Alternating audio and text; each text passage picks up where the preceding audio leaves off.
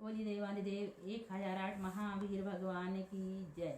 संत श्रोमणी आचार्य गुरुवर श्री विद्यासागर जी मुनि महाराज की जय। परम पूज्य 108 मुनिवर श्री प्रज्ञा सागर जी महाराज की जय। द्वादशांग वाणी माता की जय। अहिंसामय विश्व धर्म की जय। मोक्ष मार्गस्य नेतारं भेत्तारं कर्मभूभृतां ज्ञातारं विश्वतत्त्वानां वंदे तद्गुणलब्धये। प्रिय आचार्य उमा स्वामी महाराज की जय। तत्वार्थ सूत्र का छठा अध्याय। कौन सा अध्याय पढ़ रहे हैं? छठवां अध्याय।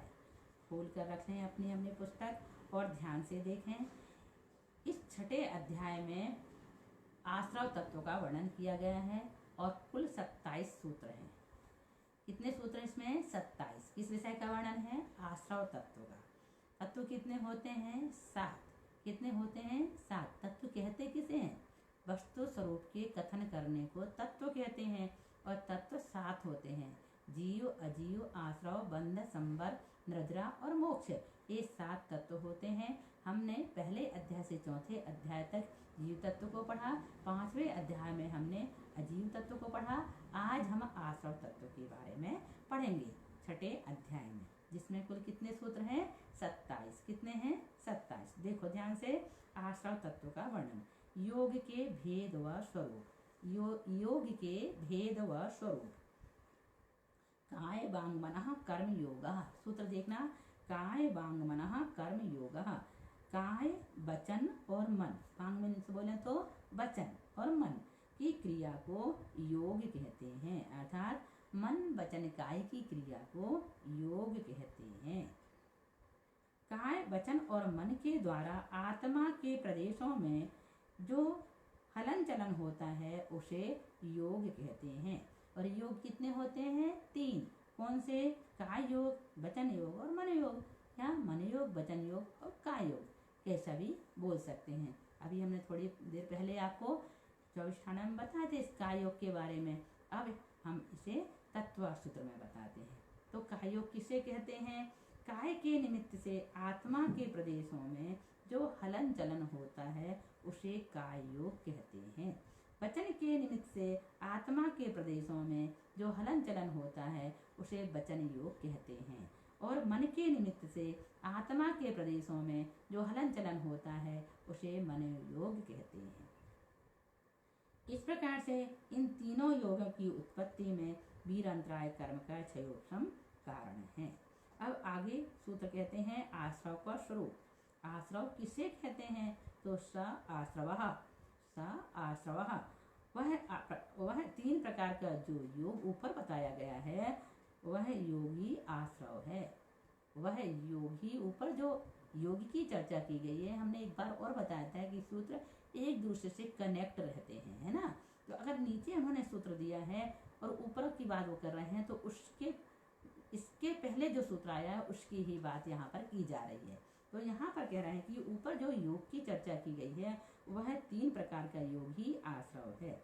जिस प्रकार कुएं के भीतर पानी आने में झिरे कारण होती है, झिर के कारण से पानी आता है कुएं में, उसी प्रकार आत्मा में कर्म आने में योग कारण है।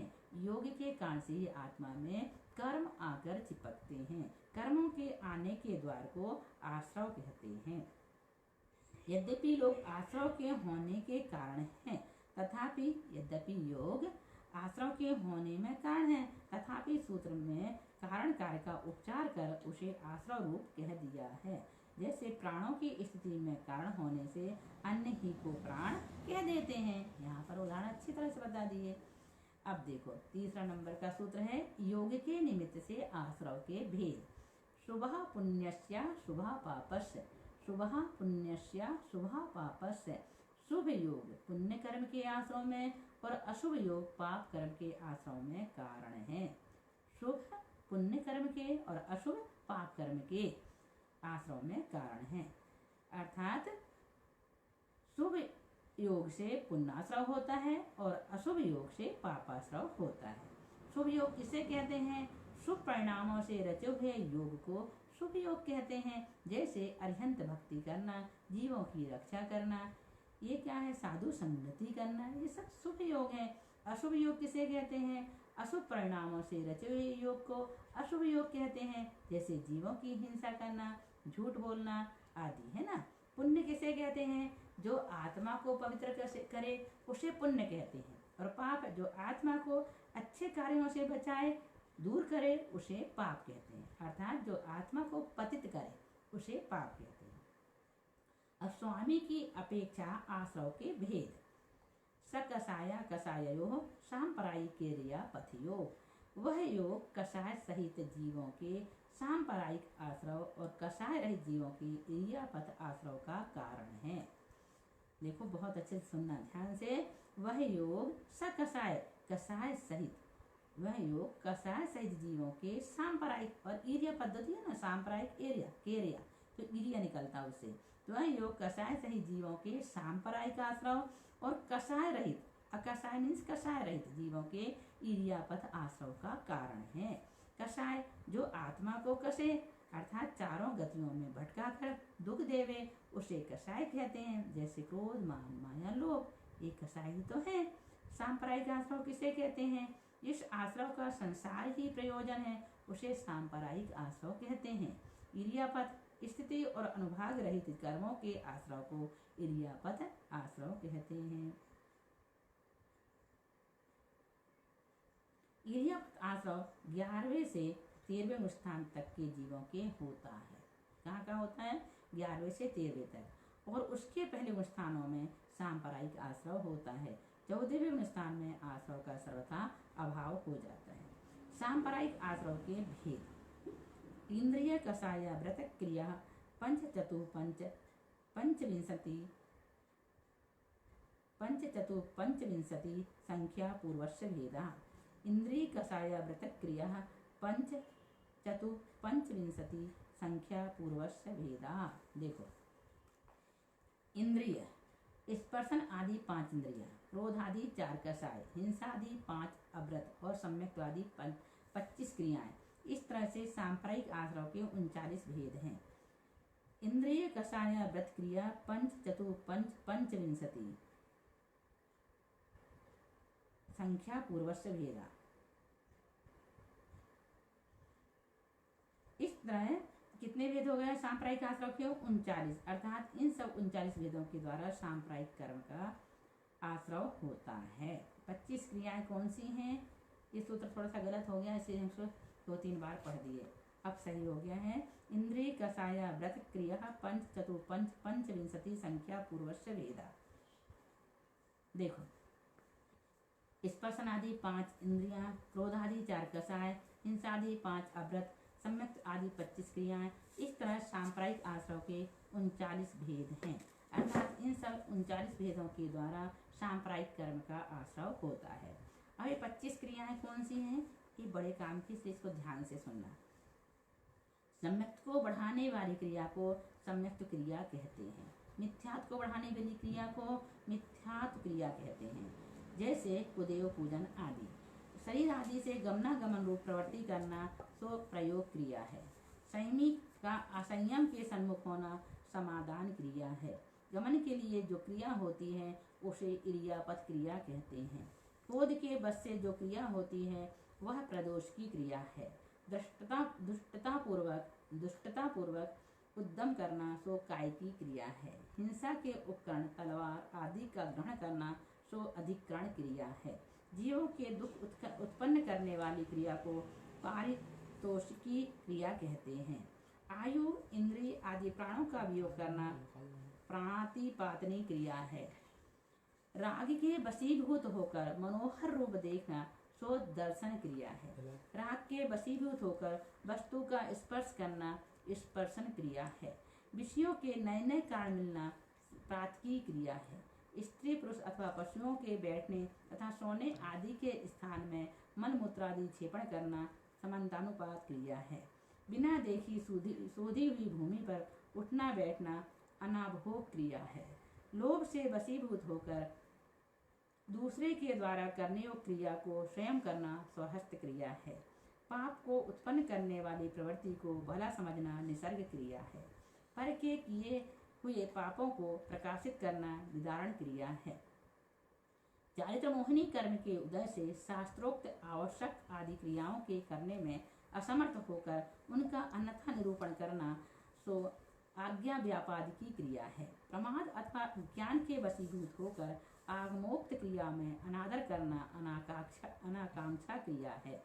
छेदन भेदन आदि क्रियाओं में स्वयं प्रवृत्त होना तथा अन्य को प्रवृत्त देखकर हर्षित होना प्रारंभ क्रिया है। परिग्रह की रक्षा में प्रवृत्त होना परिग्रही क्रिया है। ज्ञान दर्शन आदि में कपट रूप प्रवृत्ति करना माया क्रिया है। प्रशंसा आदि से किसी को मिथ्या रूप प्रणति में दृढ़ करना मिथ्या दर्शन क्रिया है।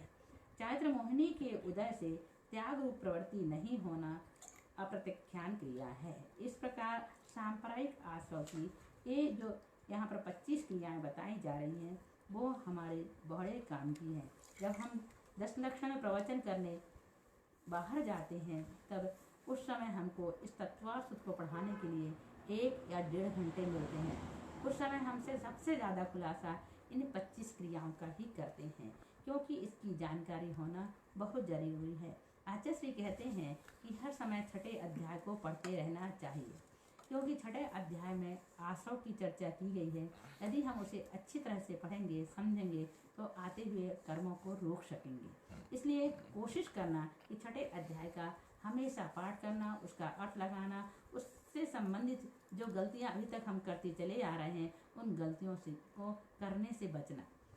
इसको पढ़ने के बाद बहुत सारी गलतियां हमसे छूट जाती हैं।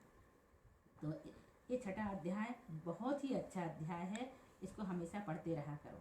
आश्रव की विशेषता में कारण तीव्र मंद ज्ञाता ज्ञात भावाधिकरण वीर विशेषेभ्य तद विशेषः।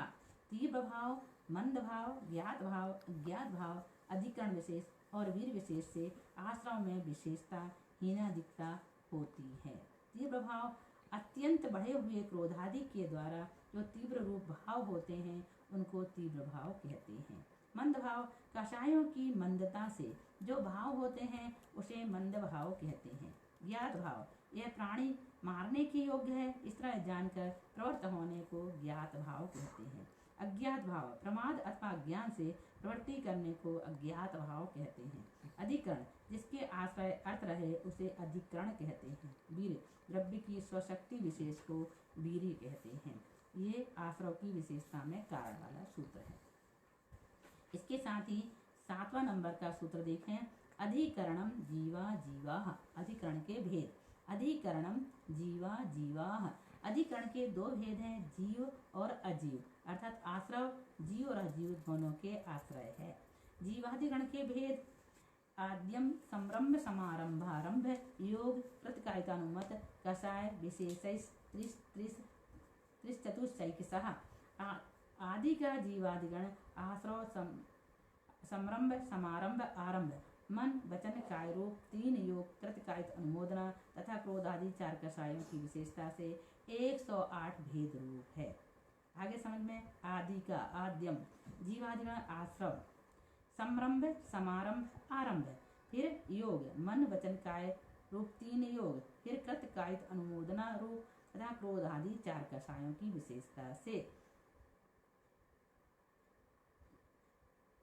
त्रिश ऐसा बोला ना, 3 3 3 और फिर 4 भेद रूप है। समरंभ आदि तीनों में 3 योगों का गुणा करने से 9 भेद हुए, फिर 9 में से कृतकायित अनुमोदना गुणा करने से 27 भेद हुए और 27 में से 4 कषाय का गुणा करने से 108 भेद हो जाते हैं।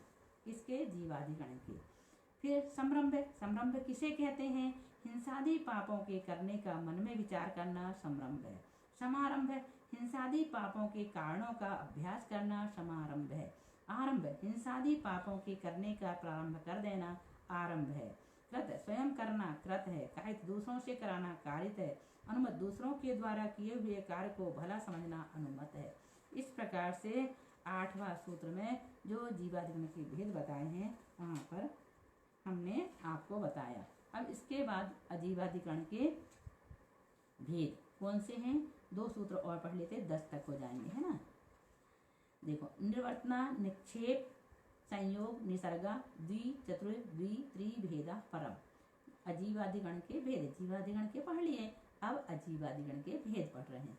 निर्वर्तना, निक्षेप, संयोग, निसर्गा, द्वि, चतुर्द्वि, त्रिभेदा यथा त्रिभेदा परम। देखो, पर अर्थात अजीवादिकरण आश्रव 2 प्रकार की निर्वर्तना, 4 प्रकार का निक्षेप और 2 प्रकार का संयोग और 3 प्रकार का निसर्ग, इस तरह 11 भेद वाला है। कौन सा? अजीवाधिकरण। कितने भेद का है? 11 भेद वाला है। अर्थात कितने भेद होते हैं? 11। देखो, निर्वर्तना, रचना करने को निर्वर्तना कहते हैं। इसके 2 भेद हैं, मूल गुण निर्वर्तना और उत्तर गुण निर्वर्तना। शरीर, मन तथा श्वासोच्छ्वास की रचना करना मूल गुण निर्वर्तना है और काष्ठ, मिट्टी आदि से चित्र वगैरह की रचना करना उत्तर गुण निर्वर्तना है। निक्षेप, वस्तु के रखने को निक्षेप कहते हैं। इनके 4 भेद हैं। अप्रत्यवेक्षित निक्षेपाधिकरण, दुःप्रमष्ट निक्षेपाधिकरण, सहसा निक्षेपाधिकरण, अनाभोग निक्षेपाधिकरण। बिना देखे किसी वस्तु को रखना अप्रत्यवेक्षित निक्षेपाधिकरण है। यत्नाचार रहित होकर रखने को दुःप्रमष्ट निक्षेपाधिकरण है। शीघ्रता से रखना से सहसा निक्षेपाधिकरण है और किसी वस्तु को योग्य स्थान में न रखकर बिना देखे ही यहाँ वहाँ रख देना अनाभोग निक्षेपाधिकरण है। संयोग, निक्षेप का मतलब होता है रखना। संयोग, मिला देने का नाम संयोग है।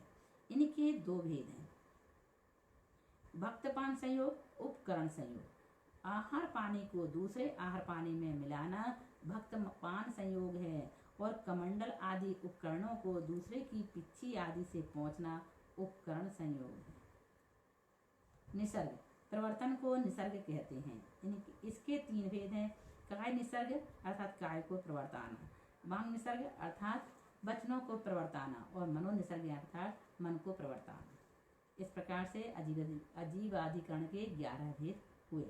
अब यहाँ पर ज्ञानवर्ण और दर्शनवर्ण के आश्रव के कारण बता रहे हैं कि किन किन कारण से ज्ञानवर्ण कर्म का आश्रव होता है और दर्शनवर्ण कर्म का आश्रव होता है। तत्प्रदोष निन्नव मात्सर्यांतराय साधनोपघाता ज्ञान दर्शनावर्णयोः। ज्ञान और दर्शन के विषय में किए गए प्रदोष, निन्नव, मात्सर्य, अंतराय, असाधना और उपघात, ये ज्ञानवर्ण तथा दर्शनावर्ण कर्म के आश्रव हैं। प्रदोष किसे कहते हैं? किसी धर्मात्मा के द्वारा की गई तत्व ज्ञान की प्रशंसा का नहीं सुहाना प्रदोष है। निन्नव, किसी कारण से ज्ञान को छिपाना निन्नव है। ध्यान रखना, कभी भी अपने ज्ञान को छिपाने का प्रयास मत करना। यदि आपको थोड़ा भी ज्ञान आता है तो उसका प्रकाश करो, सब लोगों को बताओ। यदि कोई पूछने आए तो उसे बताने का प्रयास करना। ये मत कहना कि मेरे पास समय नहीं है, मैं अभी नहीं बताऊंगा या बताऊंगी। जब भी कोई भी किसी भी टाइम पर आए, यदि आपसे कुछ पूछना चाहता है और आपके पास वो ज्ञान है तो बताने में पीछे नहीं हटता। एक बार हमसे हमारे गुरु पंडित रतनलाल जी शास्त्री ने कहा कि मैंने तुम्हें अपनी तरफ से सब कुछ पढ़ा दिया है और तुमने लगभग सब कुछ पढ़ लिया है, अब मेरे को सिर्फ गुरु दक्षिणा के रूप में एक छोटी सी चीज़ दे दो। हमने कहा पंडित साहब आप जो कहेंगे हम देंगे, हमें बहुत खुशी है कि हमने आपसे थोड़ा बहुत ज्ञान ले लिया है। तो पंडित साहब हमसे कहने लगे कि यदि रात के 12 बजे भी तुमसे कोई कुछ पूछने आए तो प्रमाद मत करना, उस समय उठकर उनके प्रश्नों का उत्तर देना। हमें इतनी खुशी हुई और आज की तारीख में आज उनका ही वरद हस्त हमारे सिर में है। हम कभी भी कोई भी हमारे पास आ जाए और यदि हमसे वो चीज़ बनती है तो हम ज़रूर उसको हंस कर के खुश होकर के बताते हैं। और हम आपसे भी यही उम्मीद और अपेक्षा रखते हैं कि आप लोग भी यदि ज्ञान अर्जन करते हैं या आपको किसी प्रकार का कोई भी ज्ञान है, कोई पूछना चाहता है, सीखना चाहता है तो पीछे मत हटना, उसे ज़रूर बताना, ज़रूर सिखाना। यदि ज्ञान को छिपाओगे तो क्या होगा? ज्ञानवर्ण कर्म का बंद होगा। तो निन्नव, किसी कारण से ज्ञान को छुपाना निन्नव है। मात्सर्य, वस्तु स्वरूप को जानकर यह भी पंडित हो जाएगा ऐसा विचार कर किसी को नहीं पढ़ाना मात्सर्य है। अंतराय, किसी के ज्ञान अभ्यास में विघ्न डालना अंतराय है। देखो, ज्ञान अभ्यास में विघ्न डालना, यदि कोई पढ़ रहा है तो लाइट बंद कर दी, ये क्या है? ये भी ज्ञानवर्ण कर्म की आश्रव का कारण है। बल्कि उसे और कहें कि भैया हम लाइट चालू कर देते हैं, हम तुम्हें किसी प्रकार से डिस्टर्ब नहीं करेंगे, तुम अपना अध्ययन करो, अपनी पढ़ाई करो। उसके पढ़ाई में साथ देना, उसके अध्ययन में साथ देना सबसे बड़ा ज्ञान का प्रकाश फैलाना है, ज्ञान का क्षरोक्षण होना है ना। तो ज्ञान और कर्म का बंध तो होगा ही होगा। असाधन, दूसरों के द्वारा प्रकाशित होने योग्य ज्ञान को रोक देना। यदि कोई खूब प्रभावना करता है, उसके पास ज्ञान है और वो प्रभावना कर रहा है, तो उसकी प्रभावना को रोकना भी ज्ञान और कर्म के आश्रम में कारण है। उपघात, सच्चे ज्ञान को दोष लगाना उपघात है। यदि किसी के पास सच्चा ज्ञान है तो अरे उसको आता जाता कुछ नहीं, वो ऐसा करता है वैसा करता है, ये भी उचित नहीं है। ये भी ज्ञान कर्म के आश्रम में कारण है। इस प्रकार से ज्ञानावरण और दर्शन कर्म के आश्रम के जो कारण यहाँ पर बताए गए हैं, इनको कई बार पढ़ना और पढ़ने के बाद इस प्रकार से कोई काम मत करना कि ये आश्रव हो और उससे कर्म बने। बस इसी भावना के साथ बोलिए महावीर भगवान की जय।